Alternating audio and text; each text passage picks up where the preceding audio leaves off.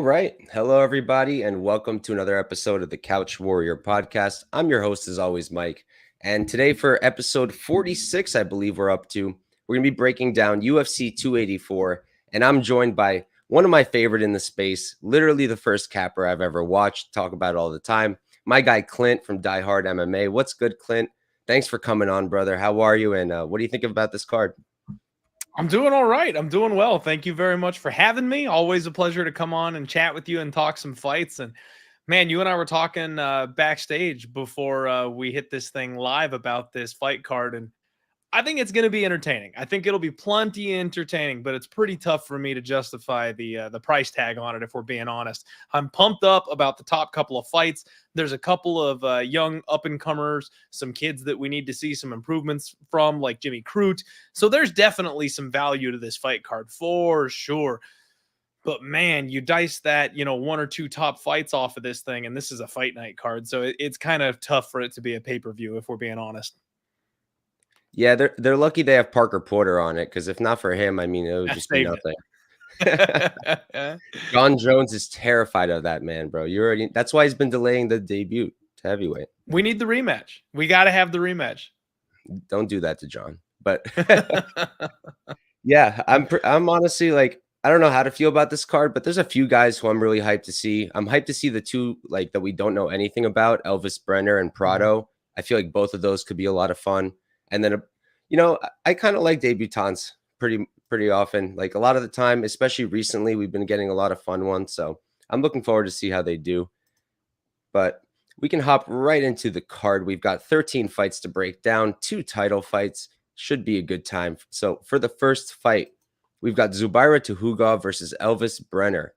Tukhugov is 25-1, 32 years old. He's 5'8" with a 68-inch reach, training out of AKA. Elvis Brenner on the other side, he's 13-3-0, 25 years old. So he's going to be 7 years younger here. He's 5'9", 1 inch taller. I do not have his reach. And he's one of these shoot box Diego Lima guys. And you can kind of see it in his style too, pretty clear. So Clint, what are you thinking for this one, man? Yeah, this is one where I am super excited to see the new kid. I'm very interested to see what he's got bringing to the table. Brenner seems very aggressive, that classic shoot box style, but his level of opposition is really rough, man. That's kind of the thing that jumped out at me is he's finishing people, but he's basically finishing cans. So taking a step up and facing a guy like Zuby here, I don't like laying this kind of a price tag with Tukhugov just because he always goes to freaking split decisions. He finds a way to fight close with his opponents, so I hate laying chalk on him. But he really should win this fight. And frankly, he really should get the finish in this fight. We'll see. I want to see the weigh-ins. I want to see how these guys size up because I'm not sold on 155 Tukhugov yet. He's not the biggest 145er under the sun. So seeing him up here a weight class higher, I'm not sure if it's going to help or hurt the gas tank. Lots of questions for me. I'm going to pick Zuby to win. Like I said, probably by finish, but it's not going to shock me if he loses a split decision again. Yeah, I mean, I'm not touching the money line with the 10-foot pole. I do think Zubaira wins this one, but what I did was I played the under 2.5. It was plus 130 for a unit, and like I feel like that's a good spot. Like I think the only reason we even got this price is because Tukhugov doesn't really finish, but against two, he's fighting really good guys. Hakeem Dawodu, Ramos, like these are good competition. Renato Moicano. So Elvis Brenner is not on that level. He's extremely hittable. The striking defense is just not there. On the feet, like he's all right, but not on Zubaira's level, not even close. His sub game is really good, like 11 submission wins, even against cans. Like that's pretty impressive. It's just, is that going to work against Zubaira? Probably not. And while he is good at subs, Elvis Brenner, his takedown defense is not great. He's been taken down in a few fights. Even when he's on top, he gets reversed for a Brazilian jiu-jitsu guy. Like that's not the best look, especially against Zubaira. So I think Zubaira probably gets a finish, but with the under, I'm also covered if somehow Elvis gets his sub. Other than that, I didn't want to touch this. It's just too wide, even though Zubaira should probably dominate here.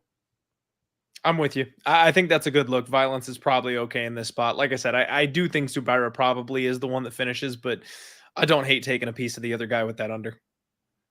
Yep. But all right, we can move on to the next fight. For this one, we've got a Dana White Contender Series guy coming in.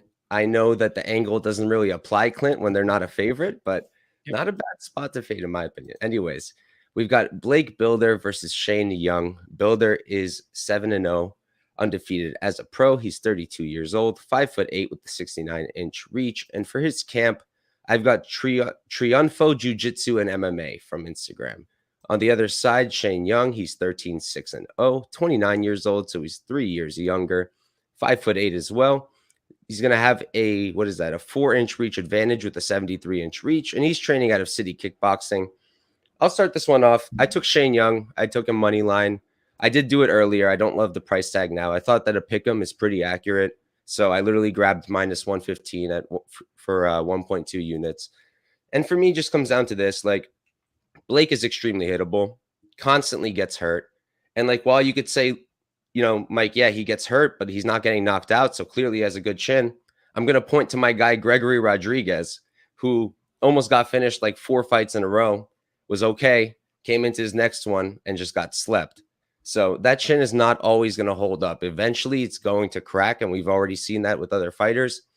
Blake, he's a grappler, but that said, like, I was watching his tape, and I thought I remembered him wrestling a lot more.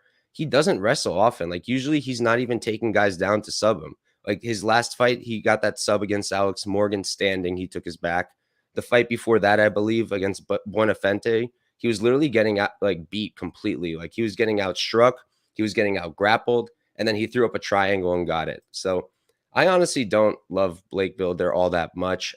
The grappling is impressive, I guess, but I honestly think that Shane, like, this does make sense, honestly. Like, the minus 130, I think it does make sense to have him as a slight favorite. He's going to be a way better striker, I think, personally, particularly at range. I think he's going to be piecing up Bilder. He's got that reach advantage as well. And I think his wrestling's probably going to be better here. I don't really expect him to get submitted. Maybe it's not the move to take it to the ground if, Bilder's win condition is going to be a submission. Maybe just keep it on the feet, beat him up there. So I played his money line. I think another good angle that some other people took, I know my guy MMA Propaholic hit it, the under 2.5. I think it's at like dog money, something like that. I like it. It makes sense. I'm staying off of that one in particular, just in case like Shane Young just grinds him out. So Shane Young for me, 1.2 units, pick 'em price. How about you, Clint? Yeah, I'm kind of looking a little bit the other way here on this one. But not with any kind of confidence. So Shane Young, I know he's training at City Kickboxing, but I mean, he's 13-6. The record is pretty rough. The only 2 guys that he's beaten in the UFC are guys that got dropped from the organization. Now, we don't know that Blake is UFC caliber at this point, so maybe we just add his name to that list and it continues to go on the way that it has. But anytime he takes a step up and faces a real UFC fighter, Shane Young doesn't seem to be quite on the level that he needs to be.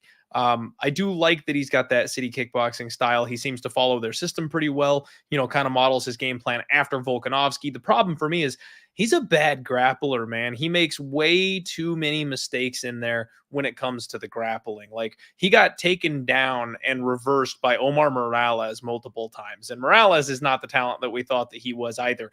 One of the fights that he had, I want to say it was against Ronaldo D. I can't remember. He drops back for a bad heel hook. I mean, like, it was never even close type of heel hook.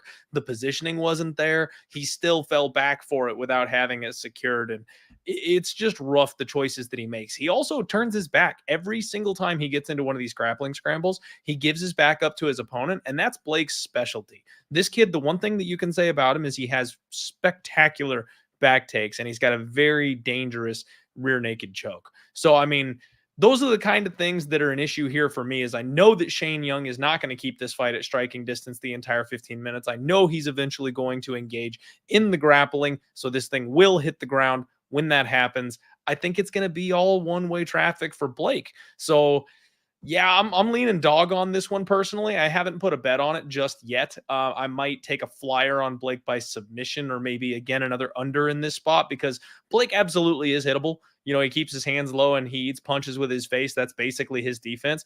But this kid can crack. He starts slow, but he ramps up the pressure as the fight goes on. And the deeper the fight gets, the more intensely he fights.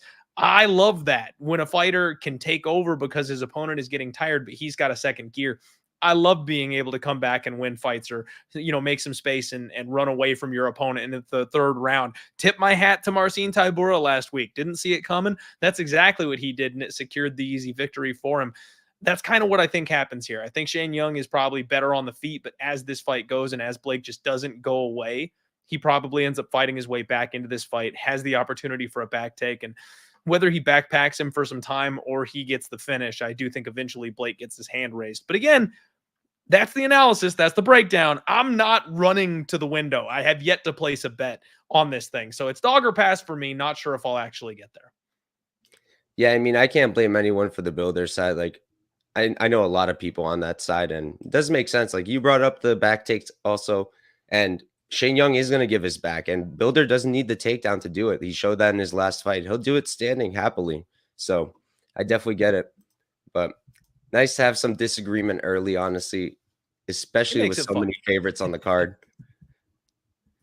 But all right, so for this next one, we've got Loma Lookboonmee versus Elise Reed. Loma is 7-3-0. She's 27 years old, 5'1" with a 62-inch reach, and she's training out of Bangtao Muay Thai. Elise Reed, she's 6'2" 30 years old, so she's 3 years older. 5'3", she's 2 inches taller, and she's got a 1-inch reach advantage. Training out of Kickside Martial Arts. Clint, what do you think of for this one, brother? Oof, man, I am the Elise Reed whisperer. Let me tell you, 100% hit rate picking her fights so far in the UFC. The zigzag theory is working real well with my girl Elise Reed. Man, she is not as bad as people knock her for. She really isn't. The one hole in her game is that grappling. She has a real tough time defending the takedown. She makes bad mistakes in the clinch, which leads to more takedowns. She just really needs to get it together and go hire Ben Askren. Like, she needs a grappling coach for about a straight year, and then she'll come back and actually be very competitive, in my opinion, because her striking is on point. She's got fast hands. She can sit down on her punches. She's got some pop on her hands for the weight class. Like, I can't knock her when it comes to the striking. So I like Elise Reed. I don't think she's got anything for Loma Lookboonmee, man, if I'm being honest here. Loma is a 9-time Muay Thai world champion. She's going to have the advantage on the feet. Elise Reed, the one thing that I don't like about her striking game is she refuses to check kicks.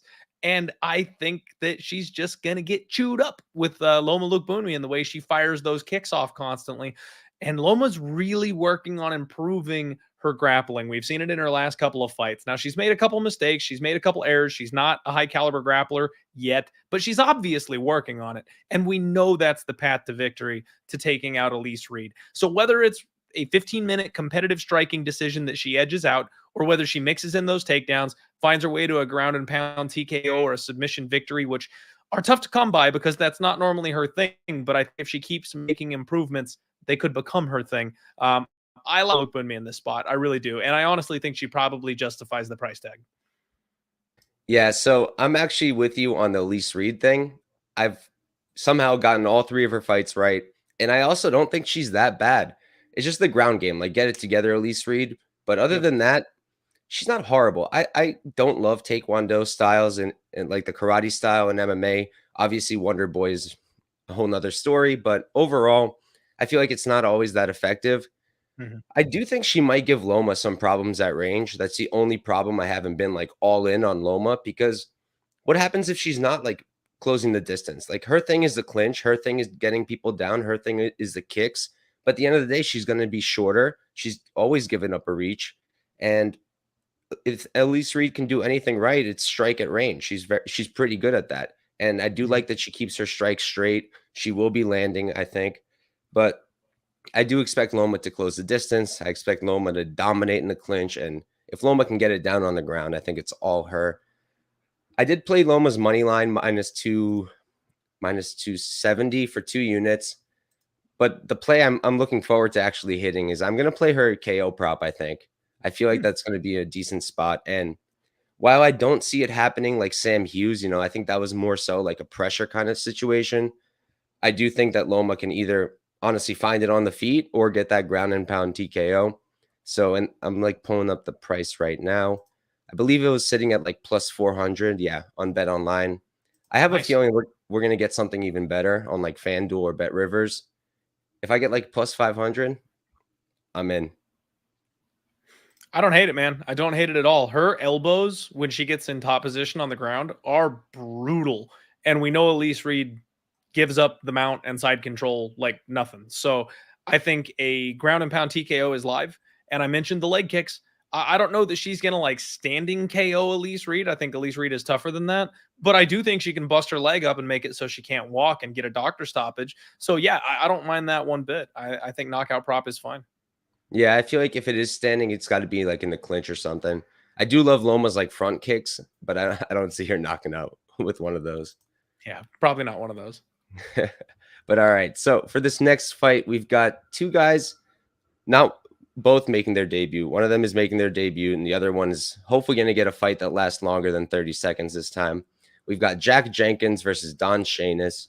Jenkins is 10-2-0. He's 29 years old, 5'7" with a 68-inch reach. And for his camp, I'm going to have to go with Tapology, Absolute MMA, and Conditioning. Don Shainis on the other side, he's 12-4-0, 31 years old. He's going to be 2 years older, 5'6". He's 1 inch shorter. And he's given up 1 inch in reach training out of Citadel MMA. I know he used to be a Glory. I can't confirm where he is now, but that's why I'm going with the Tapology thing. So I'll start this one off. And first off, I'll say this. I think that people are kind of underrating Shainis.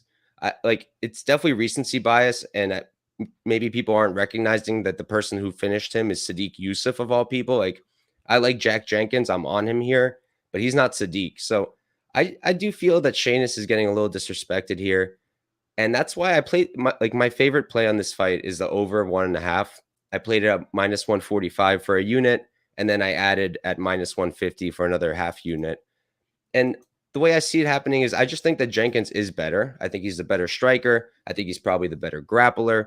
And I just think that, like, you look at Shainis, and while he's got power, he's got that pressure, he's got that dog in him, he's very hittable, makes a ton of mistakes. Like, he'll just run right into strikes. He'll wing strikes. I think Jenkins is probably going to piece him up. I just don't see Jenkins like getting an early KO. I really don't. So I like that over. And I did parlay Jenkins up a little bit. I'll talk about with who later on the card, but I do think he should win this fight, just not early. How about you, Clint? Yeah, I'm not sure what to make of this fight. Neither of these guys are guys that I have a good read on necessarily. I do like what I saw from Jack Jenkins. His Dana White Contender Series performance was fantastic. Excellent sprawl and brawl type of game plan. Rip the body of his opponent. I think that's going to be extremely effective here in this spot against Don Shainis. The thing is, I think Don Shainis is much better than he showed in his last fight. Obviously, fought a low level of competition and then took a massive step up for his UFC debut and got handled appropriately, essentially, by Sadiq Youssef. But his grappling game is really good. Like, if he can get going with the grappling, he is going to be a bit of a problem for some people in the UFC, I think. It really relies on him getting the wrestling going. And Jack Jenkins has had some struggles on the ground. He's given up 2 losses, both by sub.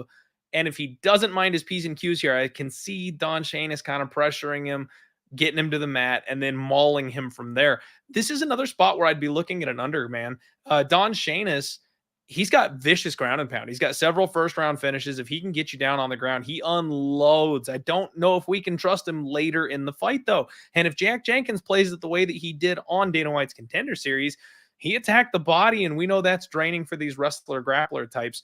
And I don't know that Don Shainis is going to be able to weather that kind of punishment, especially if he's just looking for the wrestling the way he looks like he has been on his tape. So I kind of think one of these guys is going to get exposed. You know, somebody might come out here and get the thing done early if their game plan gets off right at the very beginning of the fight. Lots of question marks. I think the line is a little bit too wide. I will lean Jack Jenkins by KO, but I think maybe like a fight doesn't go the distance or an under is more the way I'd be looking. Yeah, my original thoughts was the under also, but it's like not that great. Minus 175 for the under 2.5. It is Yeah, that's rough. bantamweight after all. But It is hard to justify those chalky unders at the lower weight classes. You want a much better number than that. And I mean, unless What's her face? What's the Asian chick that DFS by the numbers loves so much that every single fight she's ever had has ended in round one? Like, there are exceptions to the rule. I don't think that's what we've got here. Yeah, Na Liang. I don't think that's what we've got here with these boys, so I don't want to pay minus 175, but I do think somebody gets finished. I love that everyone's got, like, you've got Jillian Robertson. I know Lou loves Maria Agapova. I know Luke loves what's her name? The Georgian girl, Jawa. And then Brady just has Na Liang. It's amazing. We've all got our would-be MMA wives. Na Liang's the best one. You know what I'm gonna do? I'm gonna pull up Photoshop and I'm gonna pull up 7 Brides for 7 Brothers, and I'll like Photoshop all of our faces with our girls that we simp for. That's money. But all right, we've got a lightweight bout for our next fight. We've got Jamie Mullarkey versus Francisco Prado. Mullarkey is 15-5-0. He's 28 years old, 6 feet tall with a 74-inch reach, and I'm pretty sure he's at City Kickboxing. Prado, he's 11-0, 20 years old, so he's super, super young here. 5'10", he's going to give up 2 inches in height, and he's going to give up 3 inches in reach. I believe he trains out of PRVT. And Clint, why don't you start us off, brother?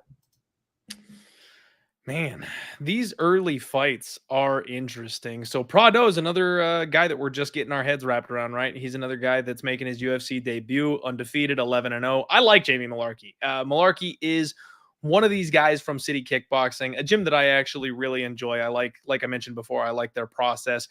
I've called him Discount Volkanovski. Like, he fights the exact same way that Volkanovski does. He's just not quite as good.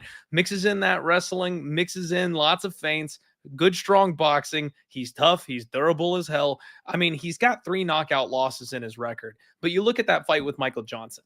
He was deaded in that first round and then somehow managed to fight his way back into it and won the damn thing. That's the kind of like heart and toughness that you can't coach. And I love that about Jamie Mullarkey. I don't know that I want to get in front of Francisco Prado, though, just because of the type of finisher that he is.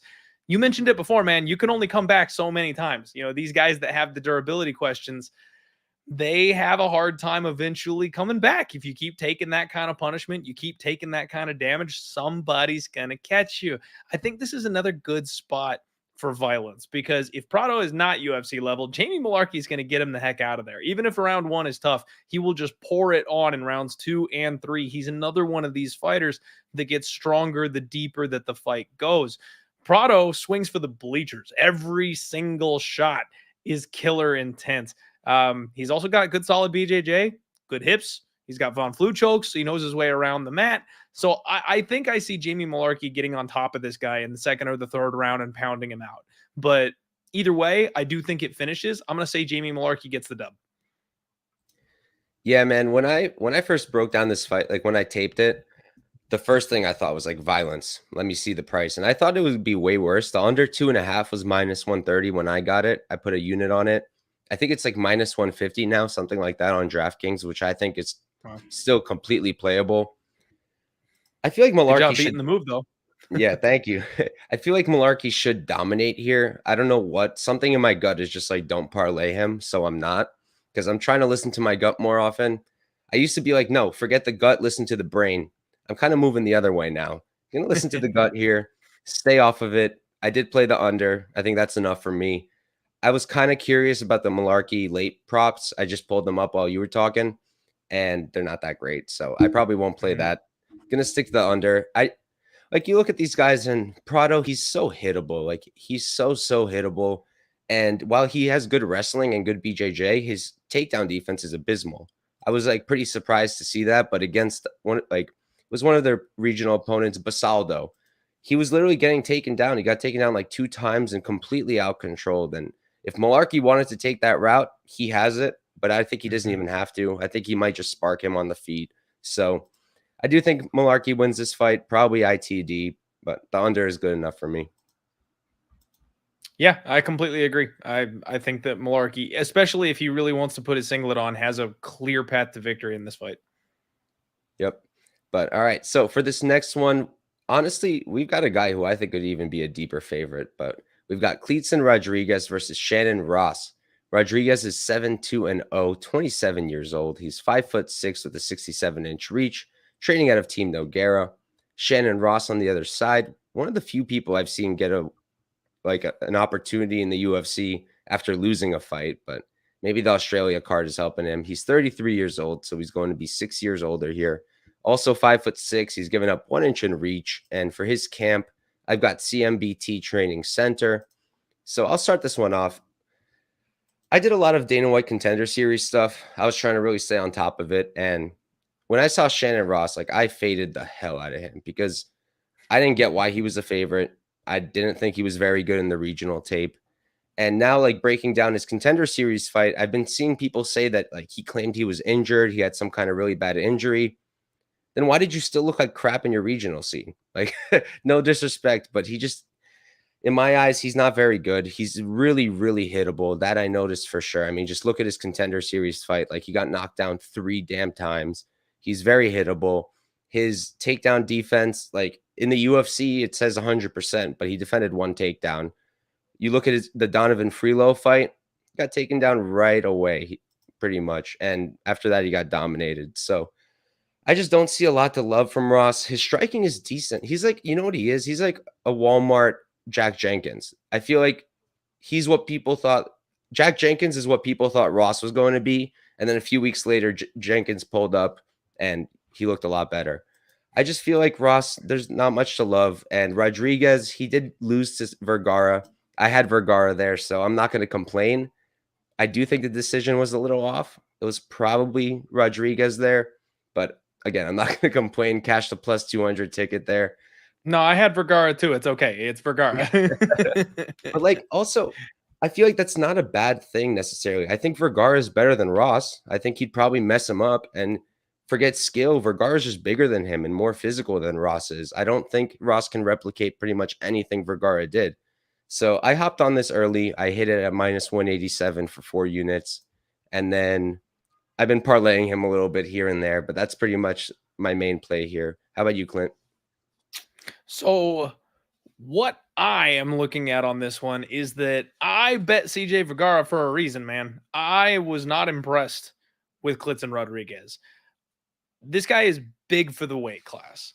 And I think he kind of tries to bully people using that size, using that reach, that length. He's explosive. He hits hard. But I went back and I ran his Dana White's Contender Series fight, and I was just not as impressed the second or third viewing around, man. He did not do anything that really jumped off the page at me. He seems big. He seems explosive. But if he can't get you out of there early, there's not a whole lot to his game. I mean, he does have crisp, clean striking.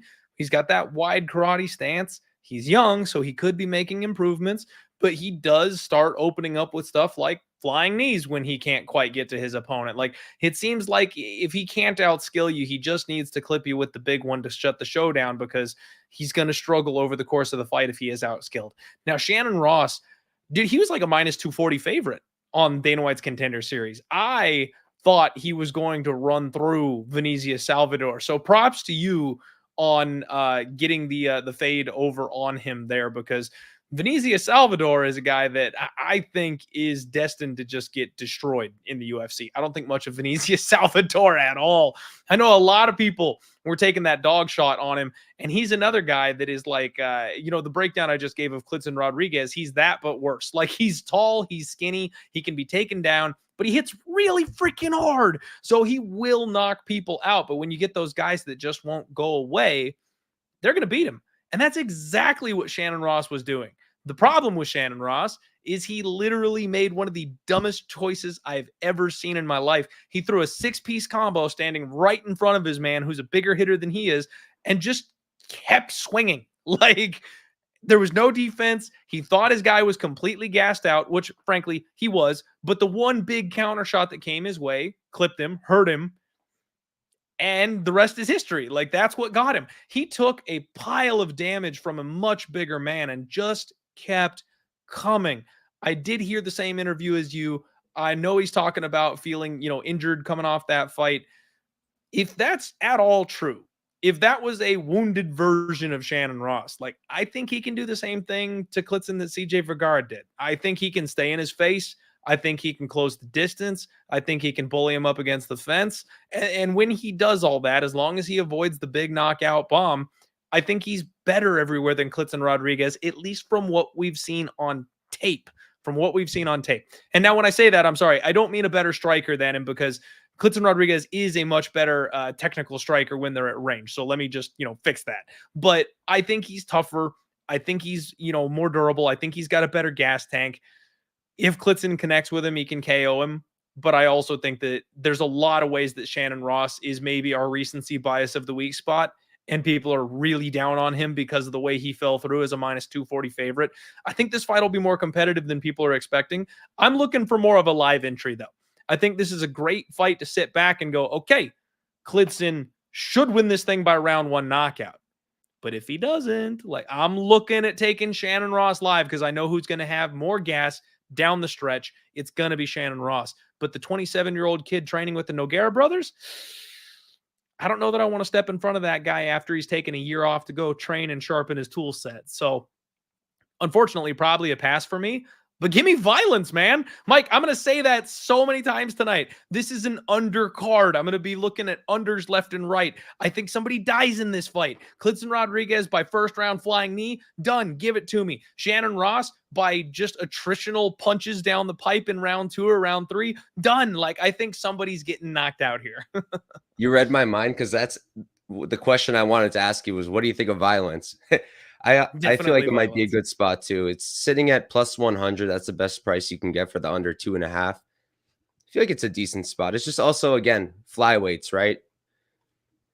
It's like they usually don't go under, but I feel like plus money here is a good spot, because you're covered if Rodrigues does spark him, and you're covered if Shannon Ross pulls it off late in the fight, like you said, because Kleydson does slow down a bit. The only thing for me, though, man, is, and I know people want bets, people want picks, everyone's looking to get out here and gamble and make some money.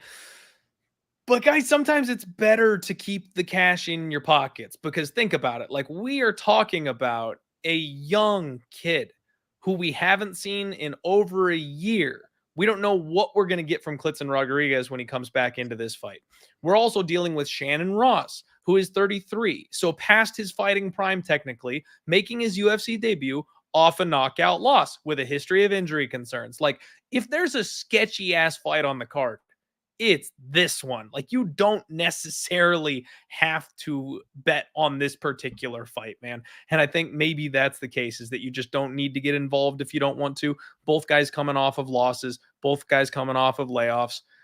It's a big question mark. One of the things, though, you guys know me, I like the weigh-ins. I want to see what these guys look like when they size up, because if Kleydson is towering over Shannon Ross, it definitely leans me a little bit more towards him, because I know skill matters more than size, but size absolutely does matter. So I want to see what the size difference is, just because, I love Mushroom. I love you, Mushroom. No, so I really want to see how they size up, though, because if the size discrepancy isn't bad, like I said, I think Shannon Ross really can shock some people by just hanging in there and kind of standing toe-to-toe with somebody he can physically match. If Kleydson Rodrigues, just kind of towers over him and can keep the fight at his range throughout the fight, then Ross is going to be in some deep shit. So lots of question marks for me on this one. I'm so happy Mushroom started doing content, because now every time he talks, I just read it in his voice, and it's so much better.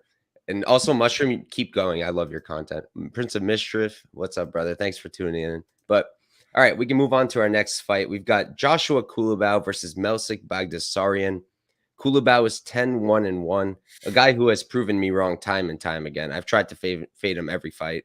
28 years old, 5'10" with a 73-inch reach. I don't know where he's training. It says Igor MMA Academy. I remember hearing he spent some time with Volk. I don't know. Clint, if you know any better, just let me know, brother.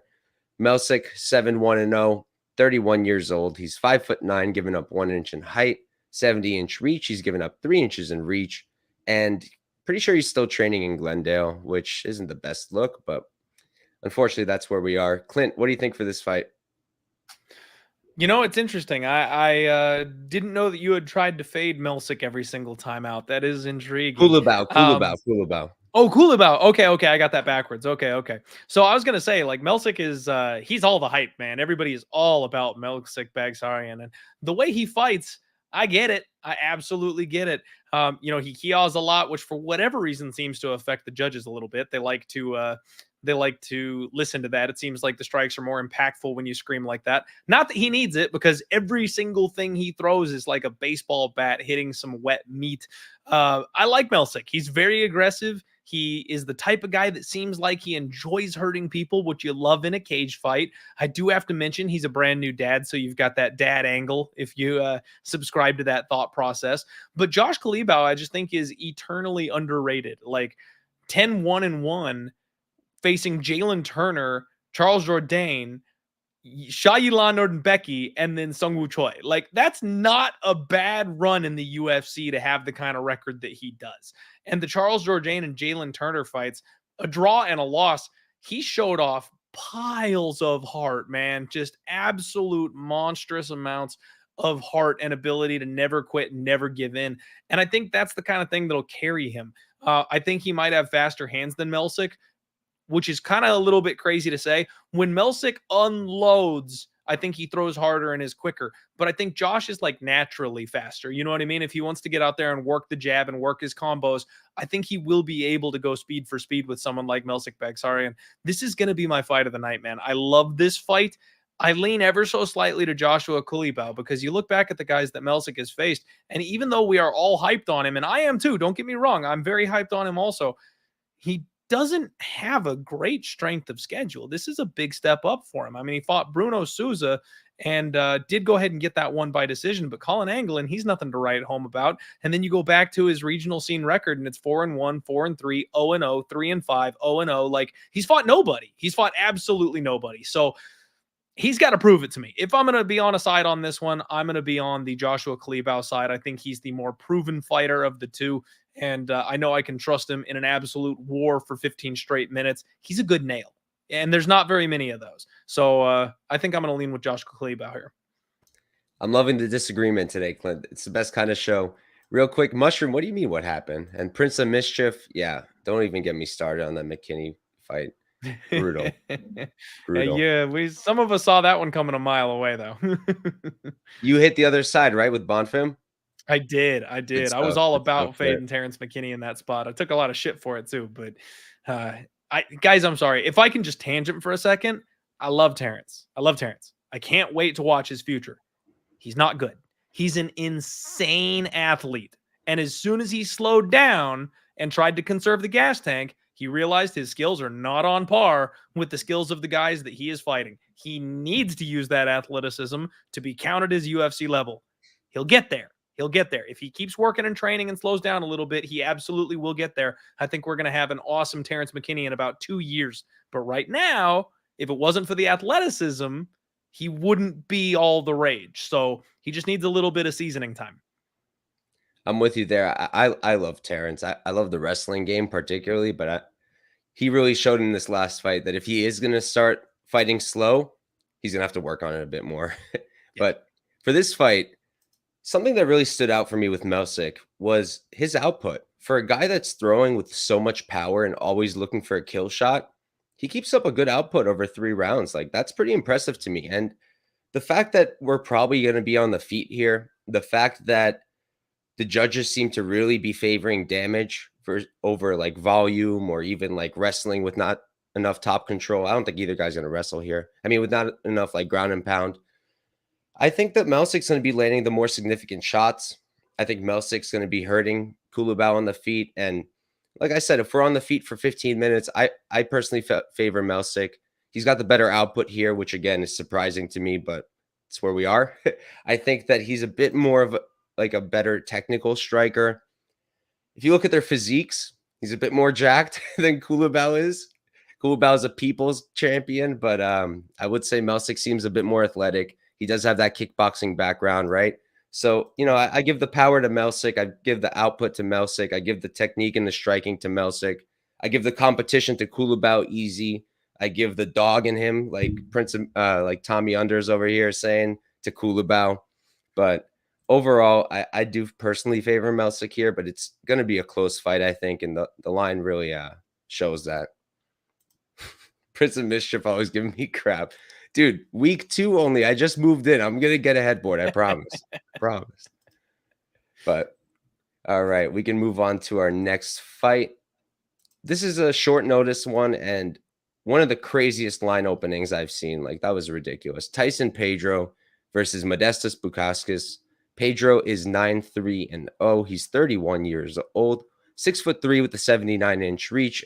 I don't know where he's training based off his Instagram, so we're going to go with Lions High Performance Center. Mosestas, he's 13-5-0, 29 years old, so he's going to be 2 years younger. Same height, giving up 1 inch in reach. And we're going with his Tapology camp, Jintas Combat. So I'll start this one off. I woke up late that morning and I missed the opener. If I saw plus 700, I don't care what the limits were, I would have put something down on there because that is way, way off. But I woke up to like plus 210, plus 215, I think. And I played it anyways for a unit.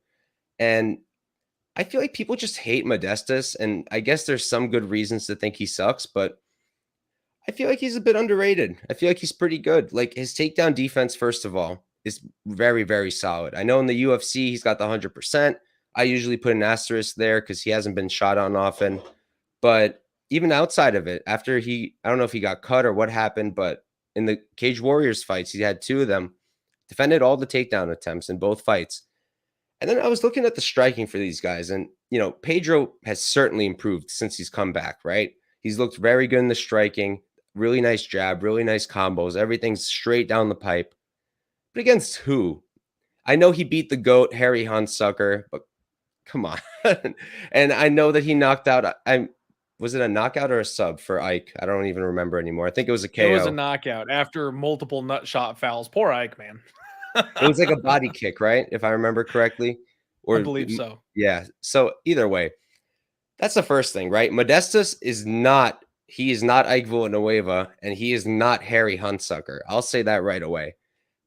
I think he's going to be either even in the striking here or even slightly better, personally. At range, I feel like he's going to be slightly better. I really like what he does on the feet as well. Everything's nice and straight. And, like, he got knocked out, it was 2 times in the UFC? I know the last one, his leg got destroyed. That was terrible. Mhm. But the one Jim before, Crute was the Jimmy other one. Crute, yeah. Oh, he punched right through him. That was so clean. But other than that, like, he's not really getting finished. He's not really getting knocked out, and I don't see Pedro knocking him out. And another thing with Pedro is before his last 2, he was out for a minute, right? And his last 2 ended early in the first. What's going to happen if he doesn't get an early finish here? If he gets extended, I feel like he might start gassing out. And if that happens, I feel like Mosestas is going to start looking really comfortable. And yeah, I like Mosestas here at these odds. Plus 216 is what I played him for. What are you thinking, Clint? Man, I've been foaming at the mouth to fade Tyson Pedro. I do not think he's that good. And based on what we've seen, I don't think there's any argument to make that he's gotten any better since the last time we saw him.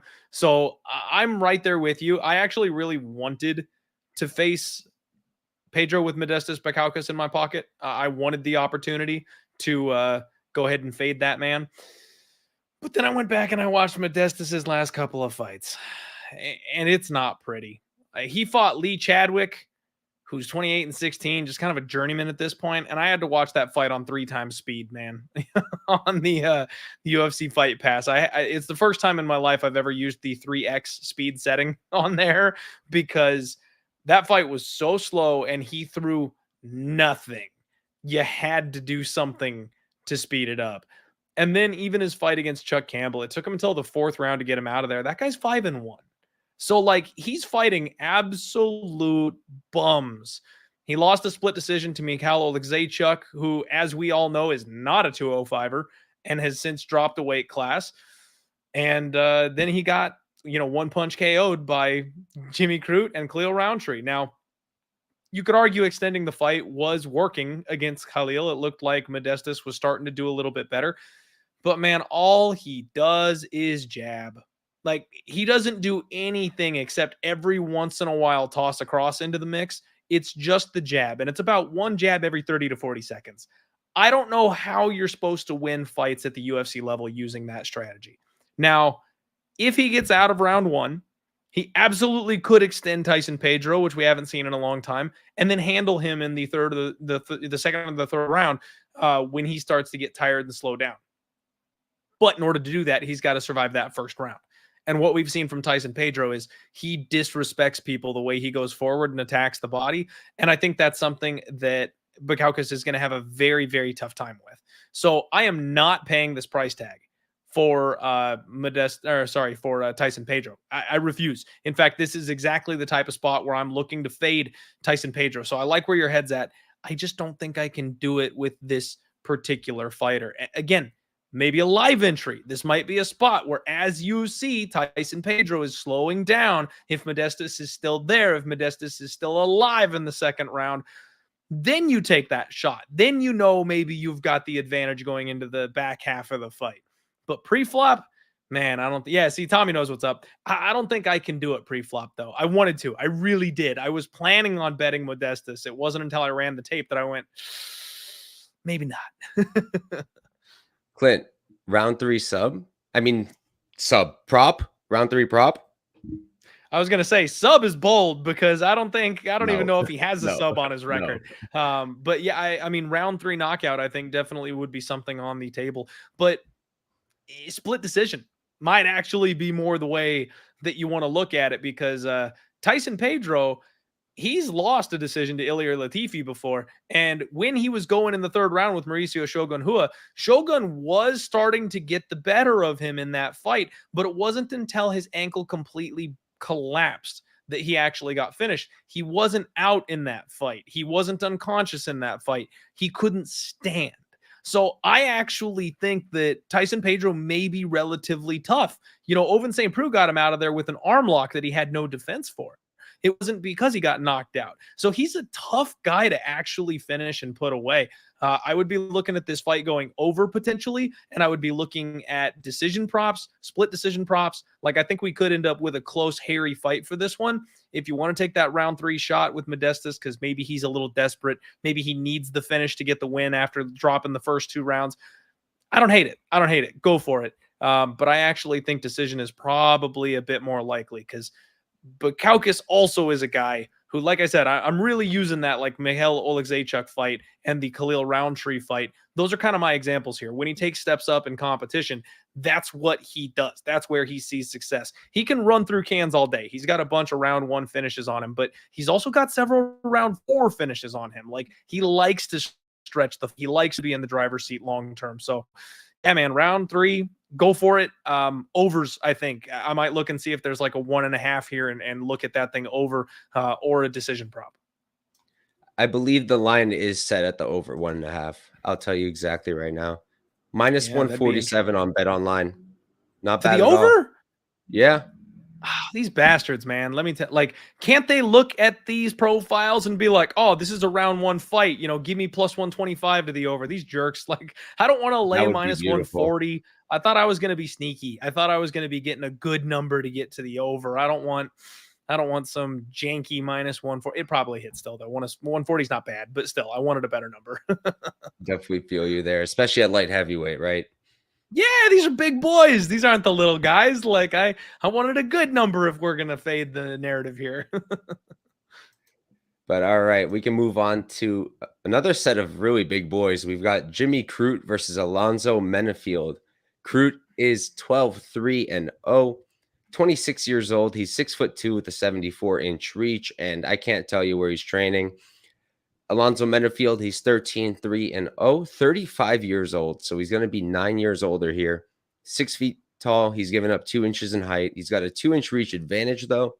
And he's training out of Fortis MMA. Clint, why don't you start us off for this one, brother? Yeah, man. Jimmy Crute, unless I'm mistaken, has been out getting work in with none other than the Reaper, Robert Whitaker. So he's getting some decent work in, some good solid training partners. Man, I've already said that this card has questionable fights on it. This is another one. Like, you're paying a premium on Jimmy Crute. You're paying for Dana White saying, y'all remember Jimmy Crute? Like, that's what's happening here. This guy really should be the favorite because he's more skilled than Alonzo Menifield. That's not hard to say. Everybody's more skilled than Alonzo Menifield. The problem is, we don't really know what Jimmy Crute is. Like, we've seen him one punch a couple people. We've seen him have a 30-second submission over a guy. We've seen him get punched out. We've seen him get tapped in a minute. Like, he has been so volatile since coming to the UFC. I know Jimmy Crute as an early finisher, but I don't know if he's any good. I don't know if his striking game flows together. I don't know if he can mix the grappling with the striking. Like, he's been so volatile and opportunistic since he got to the UFC.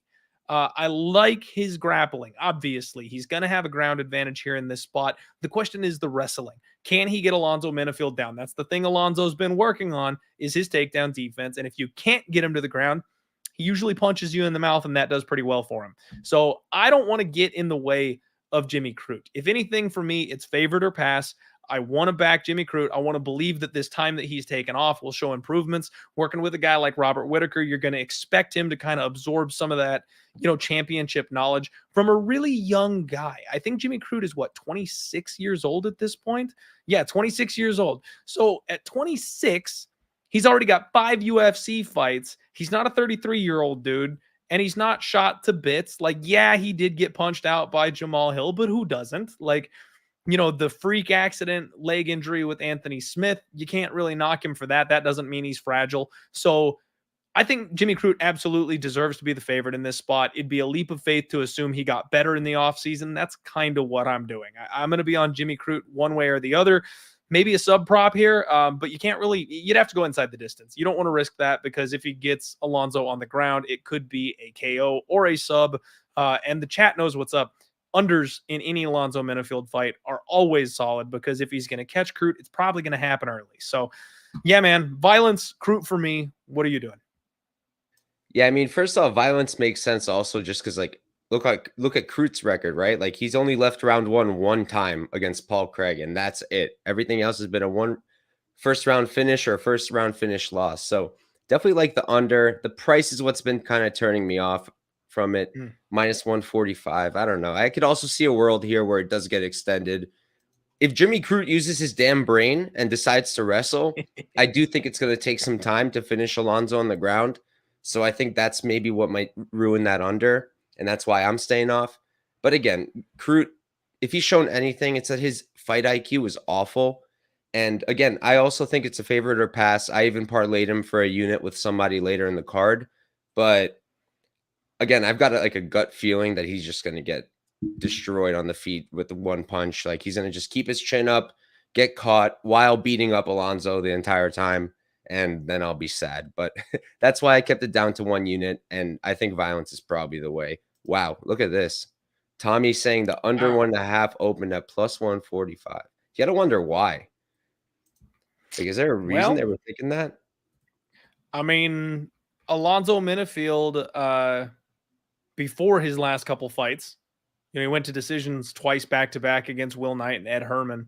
So maybe they're thinking Crute takes a more wrestling-heavy approach and this thing gets extended a little bit. I could see and understand that, frankly, but still, that's a little bit wide. I get being a little bit more towards, hey, this probably goes over 1.5, but plus 145 is that's a little bit much. Yeah, for sure. I also think it's definitely a bit off, but all right, we can move on to our next fight, and the one everybody's looking forward to. We've got Parker Porter versus Justin Tafa. Tafa is 5-3-0. He's 29 years old, 6 feet tall at the 74-inch reach.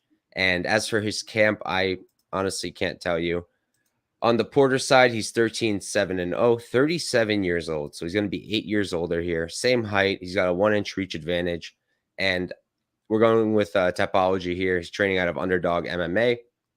I'll start this one off. Like, I get the Parker Porter love to an extent, but at the end of the day, he's medium in terms of skill. Like, I wouldn't go much further than that. Good output. You got to give him that. Great output. Pretty good at range. He's able to strike long. He fights better than he looks he should. Definitely there.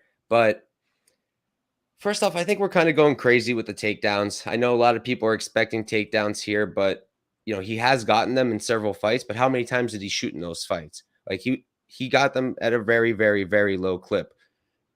And in terms of striking, I feel like in close, it's Tafa all day. At range, I think Porter has the best chance here. But if they get in close, I like Tafa quite a bit. Not enough to play his money line because I do see Porter grinding him out. Like if you tell me right now, Mike, we're going to the decision here, I think it's probably Porter. But if you tell me, Mike, it's going to end inside the distance, I think it's going to be Tafa. So what did I do? I played Tafa decision, no action. It dropped on DraftKings today at -150. It's -210 on Bet Online, and I like that a lot because, like I said, if we go to decision, I imagine Porter's outstriking him at range, maybe mixing in some takedowns, some cage control. But if we're inside the distance, I think Tafa knocks him out, which is the outcome I do think will probably happen. So Tafa's the pick. Decision, no action is the play. I did it for 1.5 units to win one. How about you, Clint? I do not mind that look one little bit. It doesn't seem bad to me. I'm right there with you. Like, I love Parker Porter, but let's be real, he is 13-5. Now, the flip side to that is Justin Tafa's only 5-3. Like, this guy is still, an absolute baby in the mixed martial arts game, and he's a Tukhugov type where he just loves to fight and is pretty good at it. So he keeps getting in there, you know what I mean? But I think we should see improvements and inspect improvements from Justin Tafa. He is the younger guy here in this spot. The only thing that concerns me is Parker Porter's ground game. Now, I know he's not a great wrestler, but his ground game is deadly. Like, if he gets on top of people, it's almost impossible to get him off of you. And he's actually got some really sneaky submissions on him. So if he finds a way to the ground, I think Porter is definitely going to be live for some kind of a submission. On the feet, I do think that Justin Tafa will be able to kind of crash the pocket and have success in close. I don't know if he's got quite enough pop on his hands to knock Porter out at this point. Maybe he does, but I'm kind of with you. I'm kind of leaning Tafa here in this spot. My gut told me Parker Porter a little bit earlier in the week, so I've been ping-ponging back and forth a little bit on this one. I've essentially told myself I refuse to bet it because I'm flipping sides. Like, every time I look at this fight, I feel like the other side is probably the right one. So I'm just not going to bet it, man. I'm going to pick Justin Tafa. I'll root you in home. But I know Parker Porter's a pretty popular pick around the community these days for this week. Every time I see Porter, I just think about the time literally all of us bet his sub against Bordeaux and just let us down. Let us down. Yeah, man. I mean, but the one thing that I want to see is I want Parker Porter to get his hand raised here and call out John Jones. We need the rematch. And if he wins and doesn't do that, Mike, I will be so disappointed. Like, you have no idea. Humor, he has to. If he has any sense of humor, he's got to do it. For the memes, man. Like, he's got to call out John Jones if he gets a win. It has to happen. You know how people DM fighters sometimes and try to give them like advice on fighting? Yep. You should DM him and be like, yo, if you win this, you know who you should be calling out. But that's not a bad call. Give him a little PR leg up. That would be too good. But for this next one, we've got Randy Brown versus the super hot prospect, Jack Della Maddalena. Brown is 16-4-0, 32 years old, 6'3" with a 78-inch reach. He's gigantic for this weight class, and he's training out of Budokan MMA. Jack Della, he's 13-2-0, 26 years old. He's 6 years younger, 5'11". He's given up 4 inches in height, and he's given up 5 inches in reach, which I think is going to be pretty relevant here. Clint, what are you thinking here? Man, I really like Jack Della, and I am breaking all the news that Jack Della is a good boxer, right? Like, nobody knew that coming into this fight. So, no, I love Jack Della. He's extremely exciting, and I think he's probably one of the best prospects we've had in a long time. I like him a lot in this spot, and I don't know what it is, man. I've always been a little bit of a hater when it comes to Randy Brown. I kind of compared him on my show to a newborn baby giraffe with those long, lanky limbs. Whenever you touch him, if he gets rocked or something, he just crumbles. Like, he just collapses in a pile of limbs. It becomes a detriment to him when he's in that position. Now, obviously, it's a good thing he can cinch up those, dark chokes and all that crazy stuff on the ground. The long limbs help him out with that. And then when he's on the feet, obviously, if and when he normally does maintain the range, he's able to piece people up at distance. But we've seen enough people able to crash the pocket. We've seen enough people able to close the distance, and they've been able to touch him. And when they do, it doesn't look good. I love me some Chaos Williams. I thought Chaos was going to win that fight when he fought Randy Brown. And frankly, I thought Chaos was going to have him out of there in the first when he clipped him the first time. I thought it was just a matter of time before he lined up a second fight. But got to give all props that Brown was able to make the adjustments that he needed to and avoid that bomb for basically the rest of the fight. But dude, he gets cocky. He gets in there and he watches his work. He admires the shots that he lands. He drops his hands, and it's like, maybe he doesn't do that against Jack Della because he'll know he's going to be in a fight from start to finish. But the sheer volume of Jack Della, I think, is going to be the problem. I do think Jack will be able to punch his way into range. Once he gets into range, these tall, lanky guys, there's nowhere for that body to go. Like, he's got good head movement, but if Jack wants to rip the ribs, you can't get those out of the way. So I do think Jack Della is eventually going to chip away and break down Randy Brown. I'm not, again, as usual with these massive, massive favorites, not a huge fan of the price tag, but I do think he's a justifiable favorite. I do think he wins by knockout, and I do think he wins. So Jack Della for me. Yeah, man, honestly, like, I feel like I do think Jack Della is really good.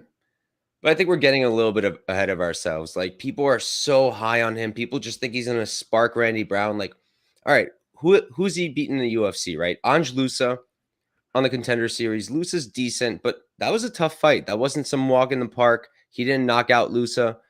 Went to decision. Pete Rodrigues. I mean, I get it. The guy knocked out Mike Jackson, but he knocked out Mike Jackson. That's it. Not a great win. Ramazan Emeev, experienced guy, but not a great striker. Knocking him out on the feet isn't like amazing to me. And then Danny Roberts, that doesn't do much for me at all. I think Randy Brown is a lot better than all of those people. And agreed. My main problem with Randy Brown, you brought this up, the hands on the hands down. Like, why are you doing that, man? I get it. It does help with the angle sometimes, because if your hands are down, they won't see things coming from weird, awkward angles. And maybe that'll work, right? If he can keep the range, maybe it doesn't matter that his hands are down because he's got a 5-inch reach advantage. If he can use that jab, like in the Chaos Williams fight, like you mentioned, after the first round, he turned it up. He started throwing the 1-2 down the pipe, following up after the jab. It was very, very clean. I'm very tempted on the dog. I'm like super tempted. I was looking at the odds, plus 250. I'm going to wait. Money's coming in on Jack. I'm going to wait. I'll sit around and not going to stake much, maybe like a half unit, maybe even a little less. I do think Randy Brown can grind this out. Can he finish Jack? I don't see it happening, but who knows? I just think that he is going to give Jack a difficult fight. I think this is a step up for sure for Jack. And if not this fight, I'm going to try to fade Jack again next fight, probably, unless he does like spectacular here. Who knows? But yeah, the one thing I did play already, though, is Randy Brown by sub plus 1,400. Just put a tenth of a unit to win 1.4. I like that quite a bit. Not necessarily because I think Jack is going to get subbed, but in the Lusa fight, he did show that he can be caught in certain positions. Lusa wasn't good enough to finish it, but he did get into a few, like he was in danger a few times. He's been submitted once, but I wouldn't put much stock in that. It was in 2016, and I think it was either his second fight, so can't really take much from that. I will say his scrambling is so clean. Like, he's very good at scrambling from bottom. Both guys are. So, like, I feel like if we do hit the ground, it's actually going to be really interesting to watch. But I do think Randy can grind it out. So I think I might get to him at these big dog odds. All right. So I don't hate it, man. I really don't. Like I said, I felt like the money line is a little bit too wide, but I'm definitely siding with Jack. I know I mentioned him getting knocked out, but the decision prop at plus 250 isn't that bad of a look. Now, I do think he can connect and probably does and hurts Randy Brown because he's got a bit of a I do think he's got a bit of a durability issue. It's just people can't usually get to him to bring that out. And I think Jack Della will get to him. But when you see these guys take these big steps up in competition after they're, starching type of finishers that jump up in competition, maybe he doesn't find Randy Brown, but maybe he's offensive enough to go ahead and get his hand raised one way or the other. Like plus 250 on the decision prop for that giant leap up area. Something to consider. It's just something to look at. So lots of props. I think that's kind of the way you attack this one. Pick your method, take a better price tag. If you want to just stack up and parlay Jack Della, I personally don't hate that either, but you can't look past Randy Brown. Like, you got to know what you're getting into when you're fading Randy Brown. He is a good fighter, and he tends to pull the upset sometimes when a lot of us count him out, myself included. So I may have a piece of Jack Della one way or the other, but I understand there's big risks involved with doing it. The one spot I just thought of, it's not on best fight odds, so I'm gonna have to look on DraftKings later because I think they have it up. But maybe Brown decision only. I feel like that might be a pretty good spot because if we do go to the decision, I feel like I kind of favor him. But if you tell me it ends inside the distance, I think it's probably Jack. So maybe rather than the money line, if those odds are decent, I might go that way instead. But we'll see. I don't mind that. If it's decision only, if this thing goes a full 15 minutes, Brown is probably the one I would think would have the advantage on the judges' scorecards just based on what we've seen in the past and the way that he fights. Jack Della's volume may come into play on that, though. This is a tough fight, man. This one's really hard, and not for the reason the other fights are hard. The other fights on this card are hard because we don't know anything. This is a fight where we know too much. It's a good point. But all right, we're up to our co-main event of the evening, the UFC Interim Featherweight Championship. We've got Yair Rodrigues versus Josh Emmett. Rodrigues is 14-3-0, 30 years old, 5'11" with a 71-inch reach, training out of VFS Academy. On the other side, we've got Josh Emmett. He's 18-2-0, 37 years old. He's going to be 7 years older, 5'6". He's 5 inches shorter, giving up 1 inch in reach, training out of Team Alpha Male.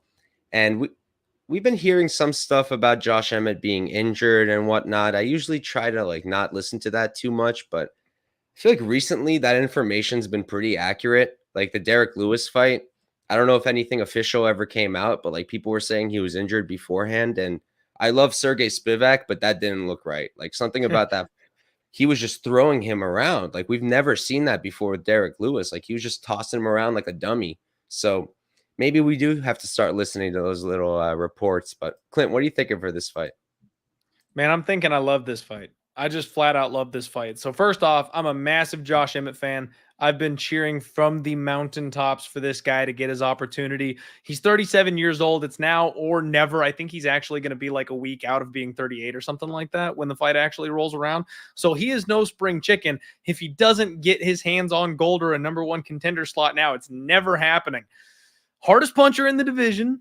One of the toughest sons of bitches you're ever going to see. This guy has fought through everything, and it wouldn't shock me one bit if he was hurt coming into this fight because he's always hurt, Mike.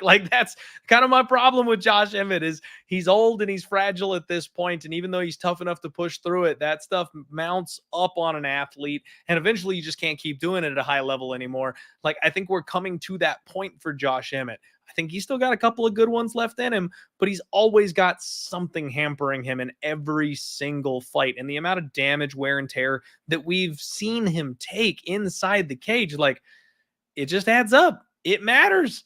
I don't really like Yair Rodrigues all that much. I mean, on a personal level, I think he's an asshole. And then also the way he fights, he's got that weakness grappling. Now, he's obviously worked on his jiu-jitsu, so I can't knock him too much there. His striking at range is very creative. He's good when he can control that range. But Josh Emmett is one of the most defensively sound strikers we've seen in this weight class. He knows what he's doing. He knows how to close the distance and get in range and use that power and put it to work.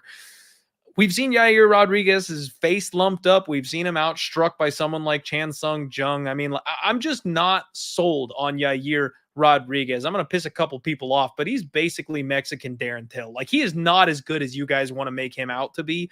But he's very, very talented striking. I think this fight comes down to whether or not Emmett puts a singlet on. If Josh Emmett wrestles, I think Yair Rodrigues is in serious trouble. I also know that Josh Emmett has been in close fights before, and he's punched his ticket just by landing harder, dropping opponents, being the one with the bigger moments, drawing blood over the course of the fight. I think he can do that here too. This fight is lined very, very closely, and it's that way for a reason. The bookies are finally respecting my guy Josh Emmett in this spot, and you love to see that. But I don't think I can bet him here, man. Everything about this spot screams that I'm biased as a fan. And I think Yair Rodrigues might actually be the side in this spot. We know he's obviously the A side from the UFC standpoint. They want to put a belt on that kid. We've seen that that's been the truth for some time. Not that that necessarily matters as far as who gets their hand raised in the end, but we know that's who's being put in this spot to touch gold is Yair, not Josh Emmett. However, Josh Emmett has a incredible history as an underdog. I think he's 4-1 as an underdog. Prince of the City. I'm sorry, I had to. He's an incredible underdog. He just does not lose whenever he's the underdog. He's counted out his entire UFC career and keeps finding a way to win. So this is a tough one. I mean, because I've got a rooting interest, I think it's dog or pass for me. Just the history of cashing as an underdog, and also the fact that that's my guy. I want to be a fan. I want to see him get his hand raised. Because I'm so invested emotionally, I don't think I'm betting it. I like violence again, though, Mike. I like violence again because I do think Yair Rodrigues can clip Josh Emmett, especially if he's not 100%, especially if he's hurt. He can't keep coming back from these gruesome injuries. We know Emmett can clip anybody and put Yair Rodrigues down at some point if he lands his hands on him. I also think with the improvements that Yair's made in his submission game, if the plan is to wrestle with Josh Emmett, there's always some threat down on the ground there as well. We saw him pop the shoulder out of his last opponent, T-City, which is far, far more decorated of a grappler than Josh Emmett is. So I do think that there's some serious upside for violence. I would be looking at the under 2.5 if it's a decent number for you. This might be one where you want to buy the extra 2 minutes and 30 seconds just in case. We saw what Yair did in that final second of his championship fight, so you don't want to be bit if this one finishes at like the 3-minute mark or something like that. But yeah, I think it's violence. Look for plus money. Find a way to get plus money on this fight if you want to play it, is the way I think I'm looking at it. Yeah, I'm on the fight doesn't go. I got it at plus 120 for just under a half unit because I am taking it easy on it because both guys are durable. You look at Rodrigues, he has been finished, like knocked out, but he's never been knocked down. And Emmett's knocking guys down. So if that's not going to happen here, I don't know if he's going to find that kill shot, Emmett. And you mentioned it. It's really going to depend if he wrestles or not. I think if he wrestles, just look at the Max Holloway fight. Like, what the heck? I love Max, but Max is not a wrestler. And Max was out grappling him dominantly. Not a good look. You go back to the Frankie Edgar fight. Like, yep. He's got a massive hole in his game in that area. But the thing with Emmett is he's kind of like Justin Gaethje, right? Like, you hear nonstop about the wrestling, and then he never uses it. Just refuses to use it. Why? Honestly, that's a good question. I really wonder why. I don't know. You would think like 37 years old, team alpha male, he's got to have it together. Definitely has to have good game planning.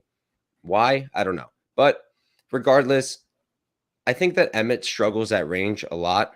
It does make sense. He's a little bit small for the division, not his frame, like his size and his reach, but like the frame is there. He's huge. But I just think at range it's going to be Rodrigues. I think he's going to be landing his jab a lot. I think he's going to be kicking him. If he's using those leg kicks, that's going to be a really smart move because Emmett's going to be moving forward nonstop. If you can kick his legs, make him stop doing that, put the pressure on him, I think it could really work for Yair here. I had to take him. I was looking at it. I kind of scared myself off at first. And then I was like, I really do think he wins. Like, the only way I see Emmett winning is landing a big shot, which he can always do. And the thing about Yair that I don't like is his striking defense. Guy's got his chin nice up in the air. Hit me all you want, pretty much. And against a guy like Emmett, you don't want to do that. So I played him for 2 units at minus 171. Not my favorite play on the card, but in my opinion, if he doesn't get knocked out, he should win this fight. And all right, we can move on to our main event of the evening. I was telling Clint before the show, I'm a sucker for the Dagestanis, so I do have some bias here. We've got Islam Makhachev versus Alexander Volkanovski, the pound-for-pound king. Islam is 23-1-0, 31 years old. He's 5'10" with a 71-inch reach, and he's training out of AKA. Volkanovski, 25-1-0, 34 years old. He's 3 years older, 5'6". He's 4 inches shorter, 72-inch reach, 1-inch reach advantage, and he's training out of City Kickboxing. And I know he also has his home camp. I'll start this one off. The first play I made for this fight was the over 2.5. I got it at minus 125, and I just put 3 units on it because I think Makhachev is going to dominate, but people are acting as if he's never been extended. Thiago Moises extended him to the 4th round, got his own takedown. Like, he's a dominant man. He's a scary dude, but he's not like like it's Volkanovski, guys. Like it's freaking Volkanovski. The guy is going to be able to defend himself. I do think he loses. I do think he gets out muscled, out grappled, but I think it's going to take some time. So the over 2.5, I really like that one. And then I do have Makhachev parlayed up. I think overall he's probably going to win this fight via grappling. I know he's been talking about the striking. He's like, I want to knock this short dude out. I'm hoping someone smart in his corner is like, yo, don't do that. I know Habib's not there anymore, but I imagine Javier is sitting there being like, you're not going to do that, Islam. Come on. As long as he doesn't do that, he should be fine. On the feet, I don't think he's going to be. I almost said I don't think he's going to be outclassed, but I kind of feel like that is kind of a possibility if he's not wrestling at all. But I just think he's going to wrestle. I think it's going to work, and I think he's going to win the fight. How about you, Clint? Yeah, I agree with you, man. I agree with everything that you just said. I think that Volkanovski is tough enough to hang in there in this kind of a spot. I do think that he is the better striker of the two men, even though he's got that size discrepancy and disadvantage, man. It's not like Islam's ever been a power puncher. And I know he clipped and he rocked Charles Oliveira. And I love my guy, Charlie O. Everyone But does that. let's be real. Charles Oliveira has a durability problem. He's had a durability problem his entire career. It doesn't mean jack that he got wobbled by one big punch on the feet. Volkanovski's the better striker of the two. He absolutely is. The difference is going to be the size and the physicality. And I think that's going to be a bit of an issue here. I do think that Volkanovski is going to eventually just kind of get mauled by Islam. And it's going to take some time, like you said. I lean with you on the over 2.5. Good job snagging that early number. I didn't make up my mind in time. And I didn't get over there to that number at this point. I think at a certain points, maybe deep in the fight, he will find his way to like an attritional ground and pound TKO or a submission or something like that. But I think Volk can extend this thing to the championship rounds. I do think that he'll be able to work on his submission defense. We saw what happens when he gets deep in a guillotine. He just doesn't tap and he doesn't pass out somehow. But those positions scare me, man. Like, if you want to make an argument for Volkanovski, greatest pound for pound fighter on the planet as of now, that's a guy you want to put your money on as an underdog. But I can't make the argument that he's actually going to win this fight. Like I said before, technique matters. At a certain point, size matters too. And going up a weight class like this, I worry about that size difference being just too much because Volkanovski's a big guy. Like, I know he's broad. I know he's wide. He cuts down. I actually think he's going to do really well with that frame, putting muscle on and being a force if he wants to be at 155. But Makhachev's a guy that could fight at 170. Like, he's not a small 155er. There's still a massive difference between their frames. We'll see what happens. I don't like some of the stuff we've seen from Volkanovski in the past when it comes to the grappling. And I just don't think that one or two camps is enough to patch the holes that you're going to need to beat somebody like Islam. For me, it's Islam. For me, it's the overs. Maybe even something crazy like Islam by decision. And I know that's wild to say that because of these the finish run that he has been on. But like, he went to decision with Shane Young. He went to decision with Darren Elkins. He went to decision with Jose Aldo. He went to decision with Max Holloway. That's the Volkanovski side. And then you look back at Islam.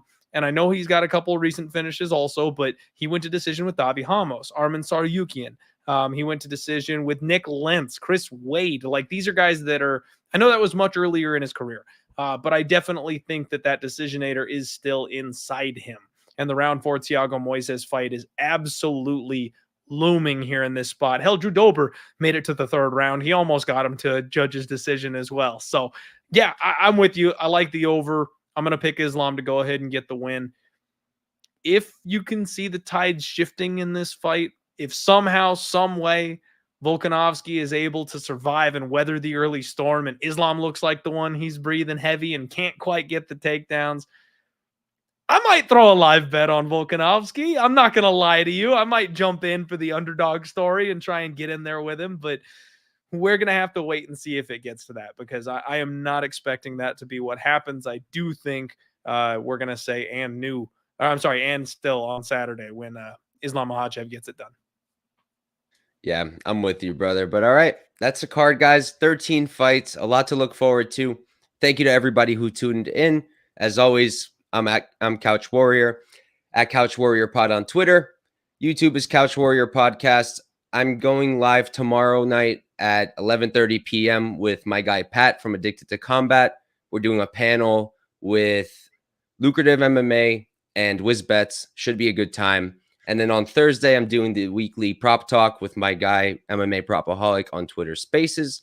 So make sure to catch that. And Clint, thanks for coming on again. Why don't you tell everybody where to find you? I'm sure they already know, but thanks for having me, man. I appreciate it. It's always fun to talk fights with you. And you can always find me over at Pub Sports Radio. That's where all my published content goes.